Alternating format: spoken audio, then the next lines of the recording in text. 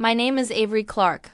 I'm 20 years old, and the day my dad forced a pen into my hand and told me to sign like a big girl was the day I realized he didn't see me as his daughter, he saw me as a walking bank account. Before I tell you how his lawyer's face collapsed when I walked into court holding the real documents he thought he buried, hit subscribe. Because trust me, you're not ready for how twisted this gets. My mom died when I was 11, cancer, fast, sudden, unfair. She left behind a trust fund, one she built from her father's company, one she protected fiercely. She always said, "Avery, this money is for your future, not your father's projects." She loved my dad, but she didn't trust him with finances. She didn't trust the people around him either. She made sure the trust could only transfer to me at 21, unless I signed something saying otherwise. And yet Dad knew that. For years he played the good father role, picking me up on weekends, sending holiday texts, pretending he was stable and responsible. But when I turned 18 and the countdown to 21 began, his behavior changed. He became nicer. Too nice. Suddenly I was invited to dinners, trips, family meetings. He bought gifts he couldn't afford. He smiled more than he ever had in my entire life. That's how I knew something was coming. I didn't think it would happen in the middle of a steakhouse, though. We were halfway through dinner when a man in a gray suit approached the table. Thin, sharp jaw, hair slicked back like he ironed it. Dad stood and shook his hand like they were old buddies. "Avies, this is Mr. Landon," Dad said. "My attorney." My fork froze halfway to my mouth. Landon smiled in a way that wasn't friendly. It was expectant. "Avery, nice to finally meet you. Finally." They had planned this. Dad slid into the booth beside me. Landon sat across from us and pulled out a stack of papers. "This won't take long," Dad said, voice too soft, too rehearsed. "Just a few signatures to update some things from your mom's estate. Boring paperwork. Trust me." My stomach dropped. There it was. The moment he'd been engineering. I pushed the papers away. "I'm not signing anything without reading it," Dad laughed. A little too loud. "Avery, sweetheart, you think I'd let you sign something bad? Come on, you're being dramatic." I stared at him. "Let me read it." Mr. Landon cleared his throat. "The language is complicated. It'll confuse you. Better to sign and let your father handle the rest." A warning ran straight up my spine. "I'm not confused," I said. "I'm cautious." Dad's smile twitched. "Avies, don't start. I raised you better than this." "You didn't raise me," I snapped before I could stop myself. "Mom did." His jaw tightened so fast it startled me. Then he leaned closer, eyes cold. "Avery," he said quietly, "you're signing this tonight." My heart hammered, but I kept my voice steady. "Tell me what it says." "It transfers control of your trust to me," he said. "Until you're mature enough to manage it." "Mature enough?" My voice cracked. "Mom trusted me more than you. She was emotional," he said with a shrug. Dying Cloud's judgment. My whole body went numb. Mr. Landon slid a pen toward me. "Sign at the tabs, please." Tabs. He had tabs. "This is wrong," I whispered. "Mom never wanted you near that money." Dad's smile vanished. "I need this, Avery. The business is failing. Investors are pulling out. I've supported you your whole life now. It's your turn to support me." "No," I said, shaking.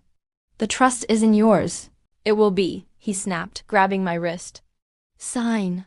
The clamp of his fingers firm, urgent, terrified, told me exactly how desperate he was, how reckless, how far he'd go. I pulled back. "I'm not signing." His voice rose. "Avery," people started looking. Dad forced a smile and lowered his voice. "Avery, if you don't sign, I can't keep paying for your school, your apartment, your life. You think that money is your future? Without me, you don't have a future." My breath hitched. He didn't mean support. He meant control. "Avies," he murmured, "just sign the papers." His hand returned to my wrist. Strong, pressing. Mr. Landon slid the pen closer. My throat tightened. My eyes burned. My hands shook. And for a moment, I almost did it. I almost gave up everything my mother protected for me. But then I remembered the letter Mom left me on my 17th birthday. The one she wrote before she died. Never let anyone take what I built for you, especially not your father. I inhaled sharply. Then I did something none of them expected. I stood, took my bag, and walked out without a word. Dad didn't follow. He just yelled after me, "You can't run from this, Avery. I'll get those papers signed one way or another." But what he didn't know, what neither of them knew, was that my mom left me more than money. She left me a second set of documents. The real ones, untouched, untampered, and when I walked into court with them 2 weeks later, Mr. Landone's face went white. Because they hadn't just messed with the wrong trust fund, they messed with the wrong daughter. I didn't go back to campus after the steakhouse. My dad's voice was still in my head. "You don't have a future without me." And if I went back to my dorm, I knew I'd just sit there and cry. Instead, I gave the rideshare driver a different address. My grandparents' house. Mom's parents lived 20 minutes away in a small brick place that always smelled like coffee and laundry detergent. When Grandma opened the door and saw my mascara streaks and shaky hands, she pulled me inside before I could even say hi. "Avery? Honey, what happened?" We ended up at the kitchen table, the same one where Mom used to cut my sandwiches into stars. I told them everything: Dad's fake celebration dinner, the lawyer in the gray suit, the stack of papers, the way Dad grabbed my wrist and told me I owed him my future. Saying it out loud made it sound even worse. Grandma's mouth tightened. "That man thinks money is oxygen. He'll choke anyone who gets between him and a dollar." Grandpa watched me closely.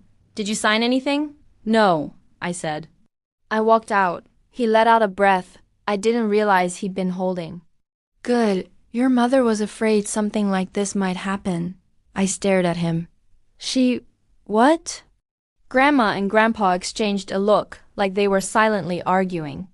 Then Grandma stood, went to the hallway closet, and pulled down a dented metal cash box. She set it on the table, peeled a tiny key from the underside, and clicked it open. Inside were old photos, ticket stubs, a broken watch, and a thick yellow envelope with my name on it in familiar messy handwriting. "Avery, trust papers, do not lose." My throat closed. I slid the envelope out and opened it with shaking hands.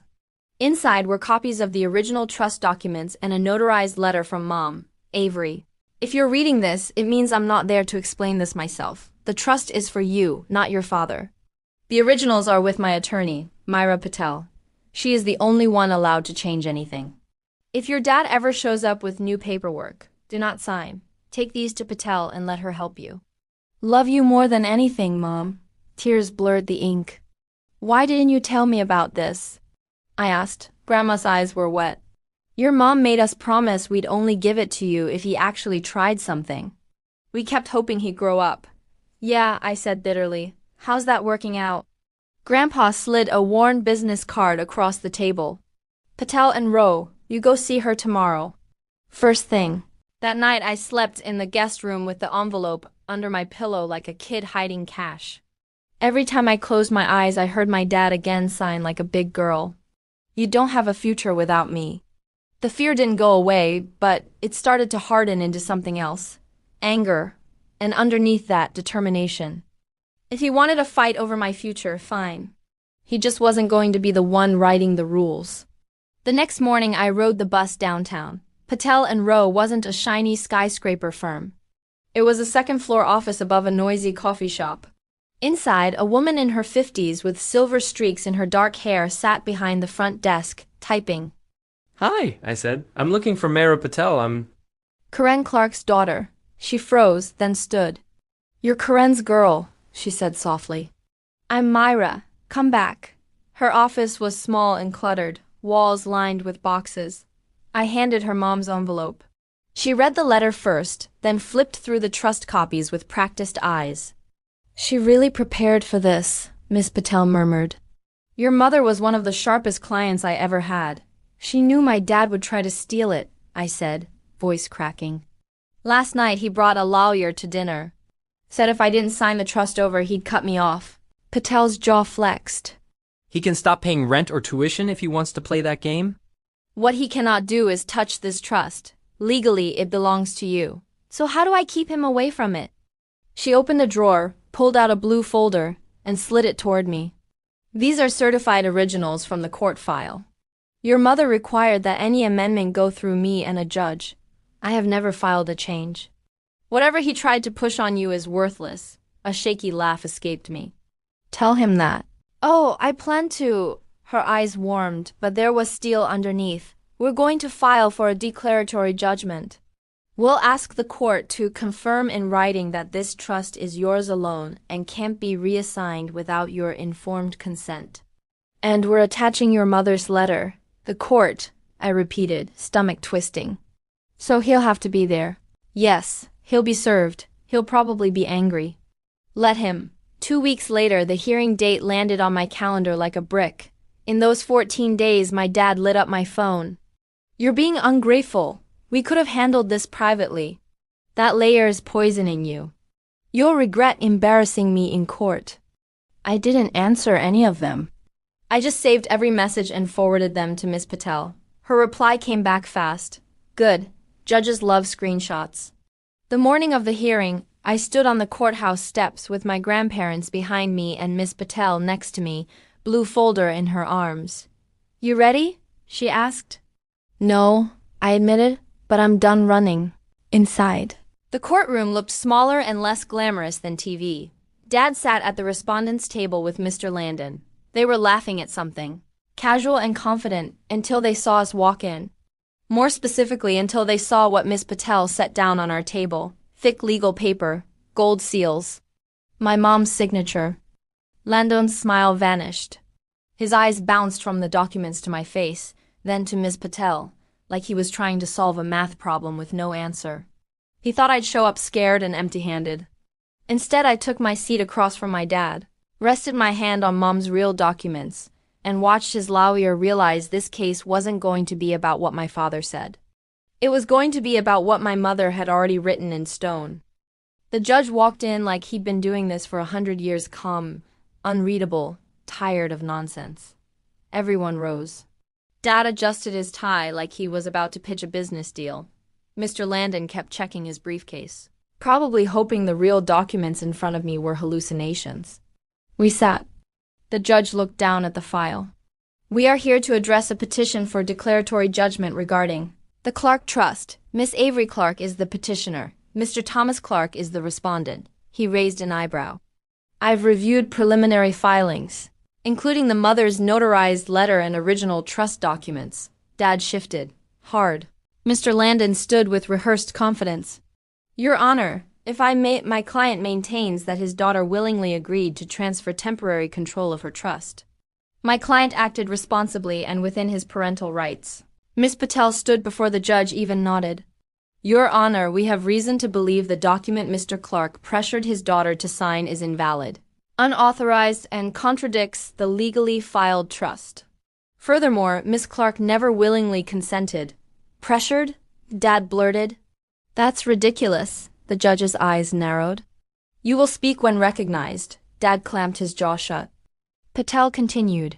We have a notarized letter from the decedent stating clearly that no amendment to the trust is valid unless submitted by me and approved by the court. No such amendment was ever filed. She handed over the blue folder. The judge examined it, flipping page by page. The room buzzed with silence. 10 seconds, 20 seconds, 30 until he finally spoke. These documents appear authentic. Landon's face twitched. Patel wasn't done. We also have digital backups stored with the executor, Mrs. Clark's parents, and the trust attorney. All copies match. The only documents that differ are the ones Mr. Clark attempted to force on his daughter without legal witness or explanation. Dad jumped up. That's not true. The judge lifted a hand. Sit now. Dad sat, but the anger boiling off him was visible from across the room. Patel stepped aside. I also request the court admit evidence in the form of written messages from Mr. Clark in the days after the incident. She placed a printed stack on the judge's desk. The judge flipped through. You'll regret this. If you embarrass me in court, there will be consequences. I supported you your whole life. Stop listening to that Patel woman. He stopped at one message and read it aloud. Without me, you don't have a future. The judge lowered the page slowly. Mr. Clark. This does not reflect responsible behavior. Dad's face turned red. Those were emotional texts. She was being manipulated. By whom? The judge asked. Dad faltered. By the lawyer. By her grandparents.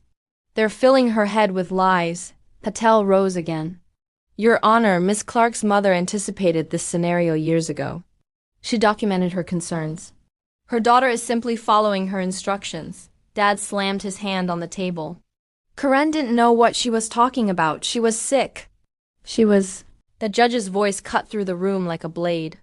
Mr. Clark, one more outburst and you will be removed. Dad slumped back into his chair, chest heaving. Patel turned toward me. Your Honor, with your permission, Miss Clark would like to make a brief statement. The judge nodded. Standing in a courtroom is nothing like TV. Your knees shake, your palms sweat. Your voice feels too big and too small at the same time. But I stood anyway. Your Honor, I said softly, my mom set up this trust for me when I was little. She knew she wouldn't always be here. She made everything simple and clear. My dad didn't raise me. He didn't pay for school or my medical bills or anything important. My mom did. And she trusted me, not him, with my future. I swallowed hard. When he brought those papers to dinner, he didn't explain anything. He didn't ask. He demanded. He grabbed my wrist. He told me I didn't have a future without him. He made me feel like I owed him something that wasn't his. My voice cracked, but I kept going. Mom left instructions. She told me never to sign anything he brought. She protected me even when she was sick. And I'm just trying to follow what she wanted. Silence. Deep, heavy, courtroom silence. Then the judge cleared his throat. Thank you, Miss Clark. Mr. Landon stood, trying to salvage what was left. Your Honor, we challenge the validity of these so-called originals. There is no proof these weren't forged, Patel scoffed. Your Honor, the originals were filed with the court years ago. The verification stamp is on page 1. Counsel is welcome to examine. Landon flipped through the papers, face draining of color the further he went. Dad leaned in, hissing, Fix this. Fix IT, but Landon shook his head. Thomas, these are legitimate. No, they're not. They can't be. The judge banged the gavel once. I have heard enough. Everyone froze. This court finds the petition valid. The trust documents submitted by the petitioner are confirmed as the original and legal version of record. Any attempted modification by the respondent is hereby declared null and void. Dad's face collapsed. The $92 million trust remains solely under the control of Miss Avery Clark. Furthermore, due to clear evidence of coercion, the respondent is barred from attempting future amendments without court approval. He paused. And this court strongly recommends Miss Clark pursue any additional remedies she sees fit. Dad shot up again. You can't do this. She's my daughter. Two bailiffs stepped forward instantly. Landon grabbed his arm. Sit down, Thomas. But Dad wasn't looking at the judge. He was staring at me, like he'd just realized what he lost. Like he'd never expected me to fight. And for the first time in my life, I wasn't scared of him. I was done. Court didn't end when the judge slammed the gavel. Not for me. Not for Dad. Definitely not for Mr. Landon, who looked like he wanted to melt into the floor. The bailiff stood near my father like a warning one wrong move, and they'd escort him out without hesitation. Miss Patel placed a calming hand on my shoulder. You did perfectly, she whispered. I didn't feel perfect. My knees were shaking, my stomach twisted, my palms cold. But I nodded anyway because I wasn't letting Dad see even one crack. The judge exited, and the room buzzed as people stood to leave. Zoe, my grandparents, and Patel gathered our documents. I was about to turn away when Dad lunged across the aisle. Avery, wait. A bailiff stepped forward immediately. Sir, don't approach her. Dad glared at him like the bailiff was a fly he wanted to swat. That's my daughter. Not today, the bailiff said firmly. Step back. Dad ignored him, raising his voice. Avery, don't walk out of here thinking this is over. Landon tugged sharply at his sleeve. Thomas, stop. You're digging yourself deeper. Dad yanked his arm away. I don't care. She just ruined everything. I turned, finally facing him fully. My voice was quiet, but every word sliced through the tension in the room.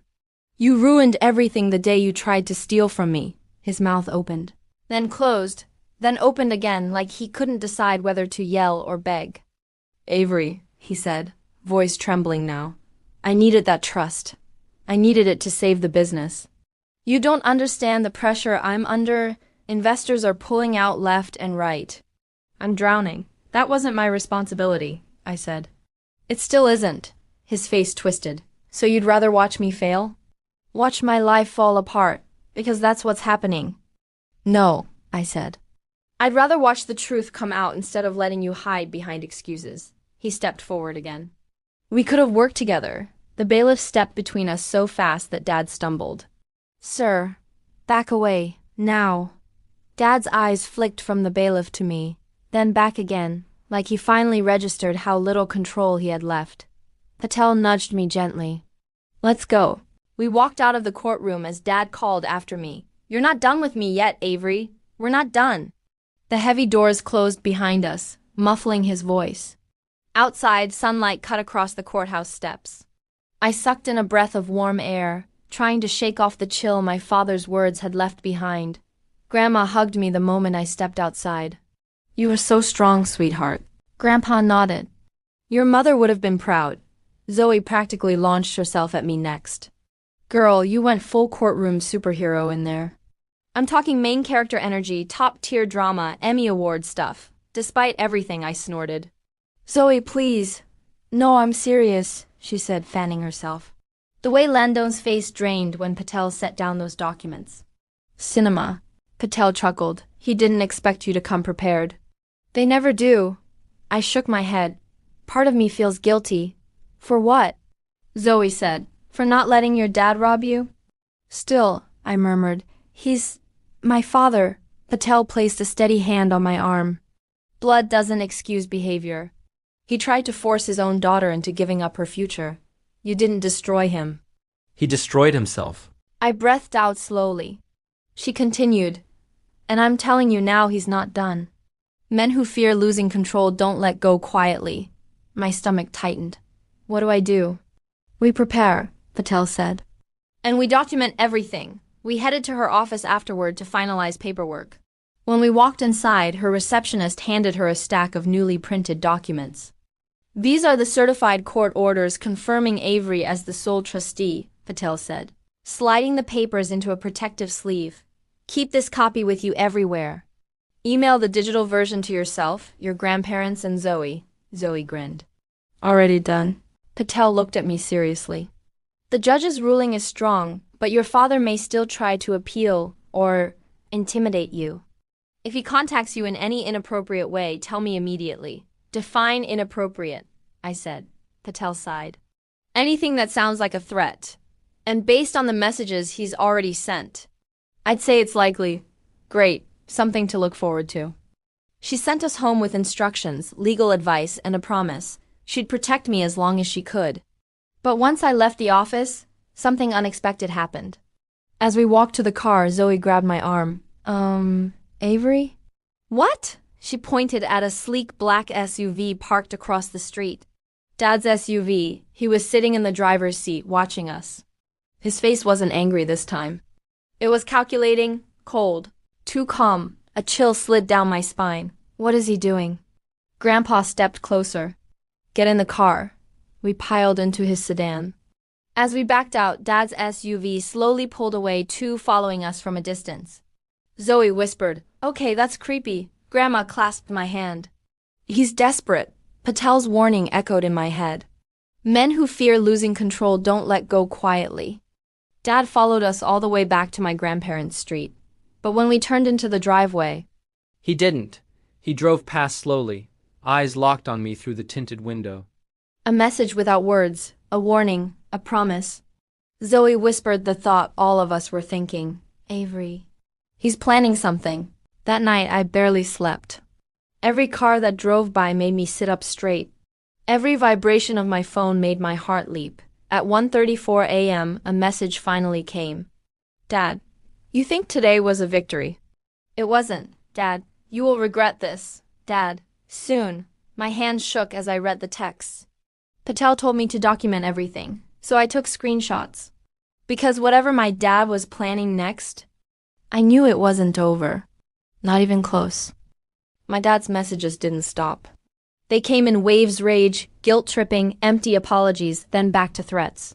I screenshotted everything and sent it to Ms. Patel, who replied within minutes even though it was nearly 2 in the morning. Do not respond. We handled this legally, but telling myself not to be scared was pointless. Fear sat in my stomach like a stone. I lay awake staring at the ceiling, every creak of the house making me sit up with my heart racing. By morning, my grandparents insisted I stay home instead of going to class. Grandpa double-checked the locks. Grandma kept peeking through the curtains like Dad might be waiting outside. I tried to distract myself by studying, but my brain refused to cooperate. Around noon, Patel called. "Good news first," she said. I spoke to the judge. "Those messages your father sent last night, they qualify as harassment." "Okay," I said slowly. "What does that mean?"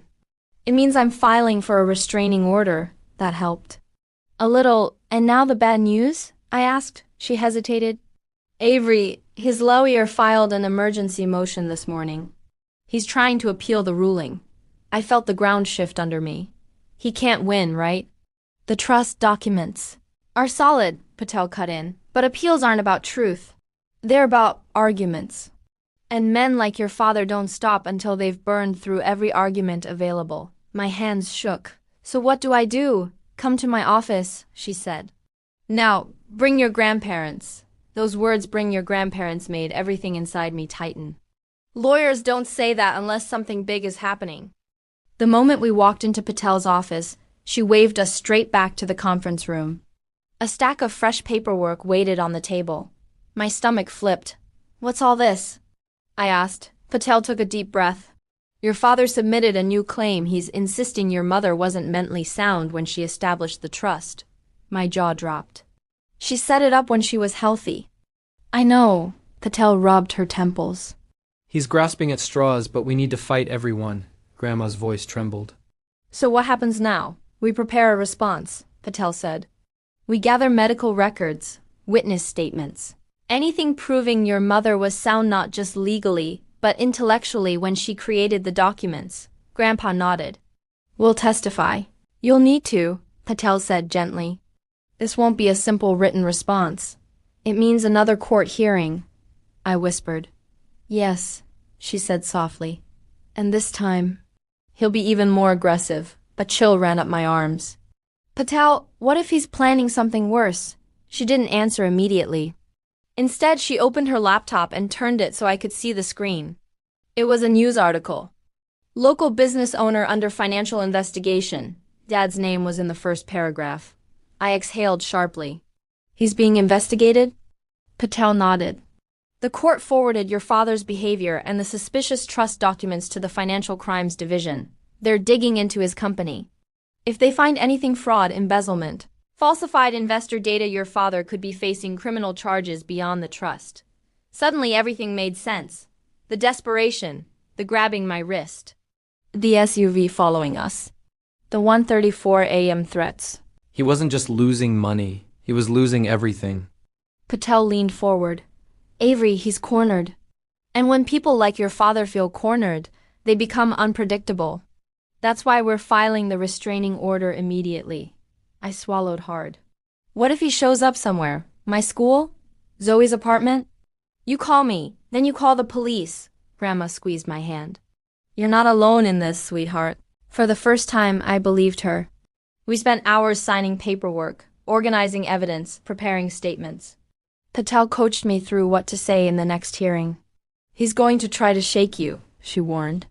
"He'll say things that feel personal. They're not. They're tactics." "Tactics," I repeated.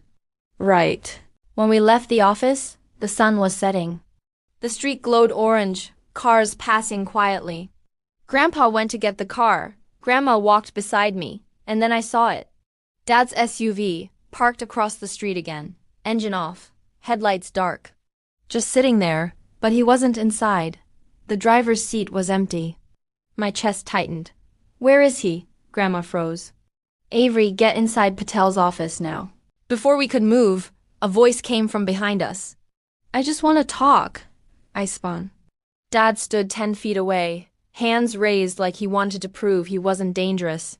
Except the rage storming behind his eyes ruined the act. Patel burst through the door instantly. Thomas, step away from my client. He ignored her. Avery, you don't understand. Those investigators, they're tearing everything apart.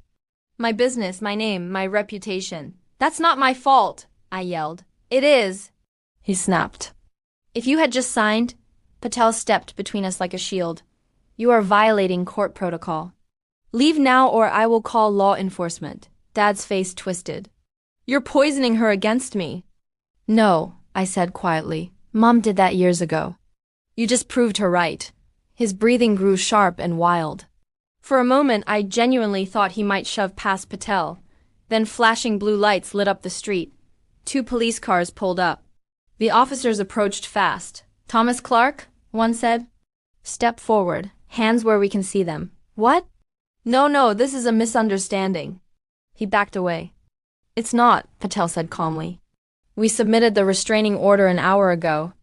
It's active. Dad looked at me like I'd stabbed him. Avery, please. But the officers grabbed his arms. And for the first time in my life, he looked small, powerless, the way he always made me feel. They pulled him toward the cruiser. He shouted, Avery, you'll regret this. I swear, the door slammed shut. Silence followed. A long, heavy silence. Grandma held me. Zoe arrived minutes later and hugged me so tight I couldn't breathe. Patel said something about next steps, but her voice felt far away. All I heard was my mom's voice in my head. Never let anyone take what I built for you. I didn't, and now, Dad couldn't take anything from me ever again. Not my trust fund, not my future, not my voice. Because I walked into court with the real documents, and walked out with my life back.